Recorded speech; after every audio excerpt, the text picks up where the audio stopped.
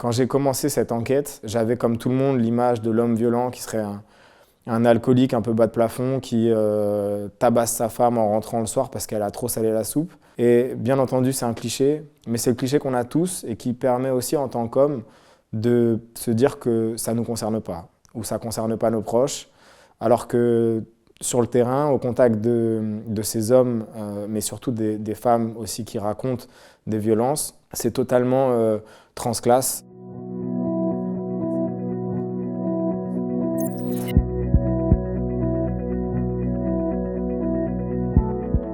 Je m'appelle Mathieu Palin, je suis journaliste et l'auteur de Nos pères, nos frères, nos amis, dans la tête des hommes violents. J'ai cherché à comprendre d'où vient la violence des hommes et comment elle s'exerce dans le couple.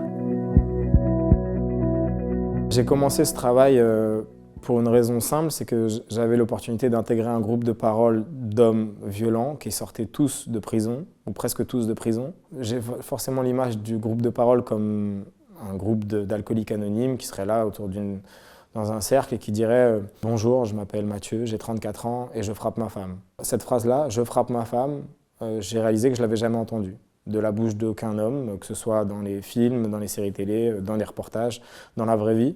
Et je me suis dit, tiens, je vais y aller et je vais entendre cette phrase et je vais la diffuser à l'antenne de France Culture, parce qu'à l'époque, c'était pour un podcast que j'ai commencé cette enquête. Et j'ai réalisé une fois sur place qu'en fait, personne n'allait la prononcer, cette phrase. C'était comme une phrase taboue.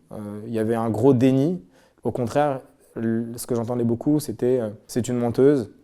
De toute manière, elle a la justice dans son camp. Moi, j'ai rien fait, ou en tout cas, elle en a fait autant que moi. Mais de toute manière, maintenant, avec MeToo, elles ont la justice de leur côté. Nous, on ne peut plus rien faire, on ne peut plus rien dire. La femme était devenue une adversaire.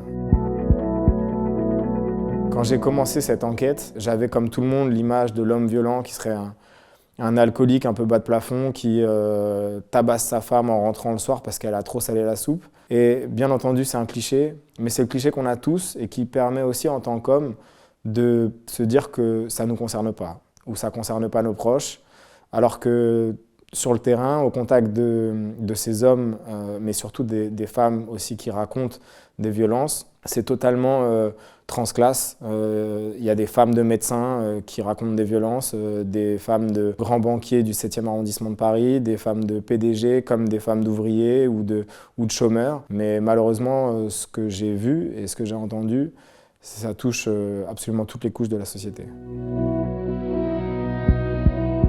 C'est la rencontre avec une femme de mon âge, Cécile, qui, à l'époque où je la rencontre pour la première fois, témoigne d'un déferlement de violence qu'elle a subi de la part de son copain, mais qui n'a pas été reconnue en tant que victime. Elle a été condamnée parce que son mec, 3 mois plus tard, avait porté plainte.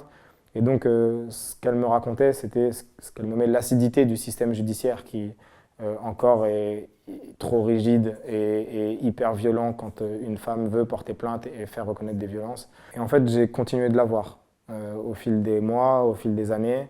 Et j'ai suivi aussi, en parallèle de tout le travail que je menais avec ces hommes, son travail à elle pour, malgré le fait qu'elle n'avait pas été reconnue comme victime, essayer de reprendre pied dans sa vie, d'essayer de comprendre aussi ce qui lui était arrivé. C'est un peu le fil rouge de ce livre, Cécile, qui décide de quitter son métier, rentrer dans des études de psychologie, devenir psychologue, se confronter aussi à la violence de son père, la violence qui était là partout. Les hommes violents, c'est nos pères, nos frères, nos amis, c'est-à-dire tout le monde. Tous ces gens qui nous entourent et qui peut-être se pensent comme étant des mecs bien et qui pensent qu'ils n'ont rien à se reprocher parce qu'ils n'ont jamais tué personne, qui pour autant exercent un rapport de domination dans leur couple et sont eux aussi violents, parfois physiquement, avec la femme qu'ils aiment. On parle beaucoup des féminicides, parce que c'est forcément la chose la plus dramatique dans cette histoire, c'est les femmes qui perdent la vie sous les coups de leur mari. 113 en 2021, c'était encore plus en 2020. Les chiffres vont être encore énormes en 2022. Et pour autant, c'est un chiffre qui, selon moi, est peut-être rassurant pour beaucoup de mecs qui se disent « ça va, moi je ne l'ai pas tué ». Quand on voit les plaintes, il y a environ 220 000 femmes qui portent plainte chaque année. Et on sait que c'est uniquement la partie visible de l'iceberg, parce que toutes les femmes ne portent pas plainte, c'est très difficile de porter plainte. On pourrait potentiellement avoir des chiffres qui seraient plus proches du million de femmes victimes en France chaque année de violences conjugales.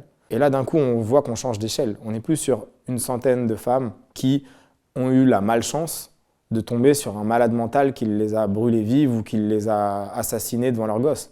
On est sur une population gigantesque. J'avais une idée un peu faussée en commençant cette enquête, qui était de dire que comment un couple peut basculer dans la violence, et s'il y a bascule, il y a forcément un élément déclencheur, un peu comme on appuie sur un interrupteur et le mec d'un coup pète les plombs.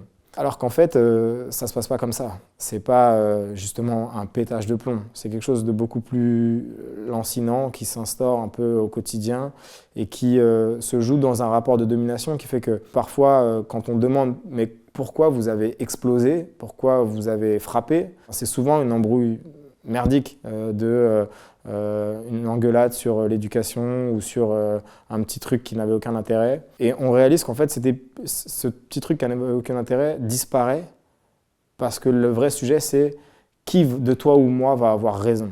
Qui de toi ou moi va pouvoir dominer l'autre pour lui montrer que c'est moi le chef ? J'étais heureusement agréablement surpris, on va dire, par quelques hommes qui, en ayant commencé à parler de leurs femmes de cette manière-là, prenaient conscience, après des mois de travail, en individuel mais aussi face au groupe, qu'en fait, ils avaient tout faux. De la manière dont ils s'étaient construits, de la manière dont ils considéraient le couple, de la manière dont ils considéraient leurs femmes, et la manière aussi avec laquelle ils éduquaient leurs enfants.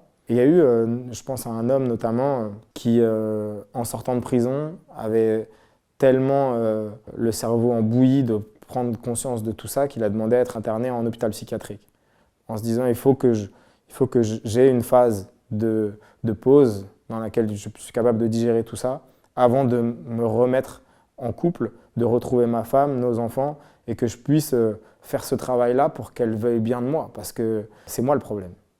Et c'est surtout pas elle.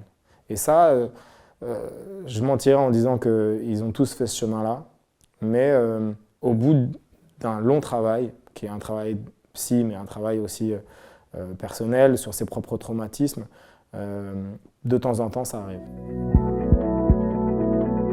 Les codes pour devenir un homme quand tu es un jeune et que tu es hétérosexuel sont assez clairs, sont ceux d'un homme viril qui ne se laisse pas marcher dessus, qui est capable de répondre avec les poings quand il se sent méprisé, humilié, insulté. Et ça vaut pour le mec qui vous fait une queue de poisson en bagnole, ça vaut aussi pour le gars qui vous crache dessus dans un bar, mais ça vaut aussi pour votre femme qui un soir rentre bourrée à la maison et vous considérez que c'est un manque de respect. Ça pose la question de savoir comment on éduque les petits garçons et les petites filles pour ne pas être dans ces schémas complètement sclérosés de domination entre les hommes et les femmes. Il y a pas mal d'hommes aussi qui expriment le regret de ne plus être dans la société qui était celle de leur père et de leur mère. Et de dire, aujourd'hui, les femmes, c'est une sacrée connerie. Maintenant, de toute manière, elles n'ont plus besoin de nous. Bientôt, on ne servira plus à rien. Et il y a, bien entendu, pas chez tous, mais un petit peu cette réaction de défense face à un mouvement qui est un mouvement massif, qui est celui du mouvement MeToo, mais de la libération de la parole aussi sur les violences, qu'ils voient, eux, comme une menace. Et c'est là où les rapports sont inversés, c'est qu'ils se disent, alors que ce sont eux les auteurs et les coupables de violence, se disent, mais on est menacé. S'intéresser aux violences conjugales, c'est aussi plonger dans un abîme qui est assez triste et parfois sans espoir, parce qu'on se dit la tâche est tellement colossale qu'on n'y arrivera pas. Mais il y a quand même plusieurs acteurs au quotidien qui travaillent avec des hommes violents, aussi avec des victimes de violences, qui ont des motifs d'espoir et qui se concentrent plus sur réparer les violents de 50 ou 60 ans, mais qui regardent leurs enfants ou leurs petits-enfants en se disant « le travail, il est là ». La manière dont on va les éduquer, notamment les petits garçons, à exprimer leurs émotions, à dire quand ils sont en colère, quand ils sont tristes, va peut-être les amener plus facilement vers la parole et moins vers la résolution de leurs problèmes par les poings. Je ne pouvais pas être au milieu de ces hommes et ne pas réaliser que j'étais quand même un peu comme eux. Moi, j'ai grandi dans un groupe de potes, de mecs, tous hétéros.